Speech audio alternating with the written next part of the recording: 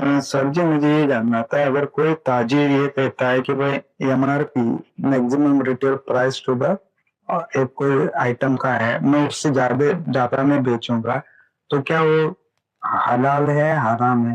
तो उनका कहने का मतलब ये है कि government have no authority to fix the price. ये एक छोटा सा और एक सवाल है, गांधी साहब ऐप जो है वो कब तक सर वो पूरा कुरान उसमें जमा हो जाएगा? अभी सूरा आज ही है। Thank you.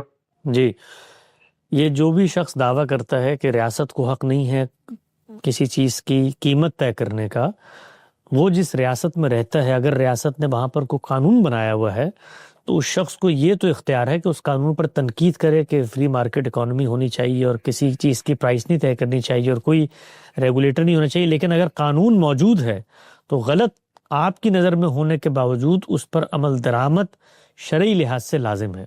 इसमें अगर आप एक चवन्नी भी ज़ायद वसूल करते हैं जो गवर्नमेंट ने तय की हुई है तो वो फिर जायज़ नहीं रहती। उसमें हिल्लत हुर्मत की बहस में जाए बगैर वो माल आपके लिए जायज़ नहीं रहता।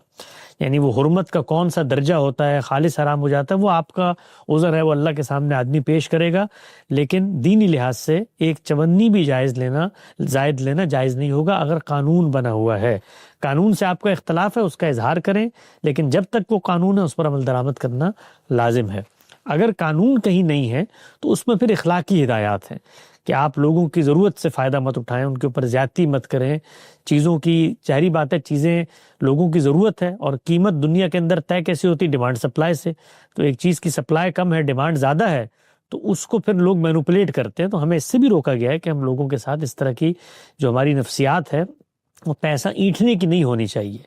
जायज़ मुनाफा रखना हर एक का हक़ है, वो ज़रूर जायज़ मुनाफा रखे। कारोबार में इस तरह के मौक़े भी आते हैं कि इस वक्त बसा औक़ात ज़रूरत ज़ायद हो जाती है, माल कम होता है, आदमी उसमें पैसा भी बनाता है, कमाता है, सब चीज़ें जायज़ हैं।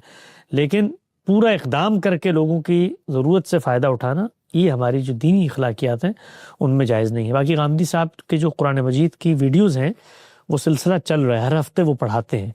तो अभी जो आपको लेटेस्ट नज़र आता है वो उसी हफ्ते का दर्स होता है। कुरान मजीद की तफसीर अलबत्ता शाया हो चुकी।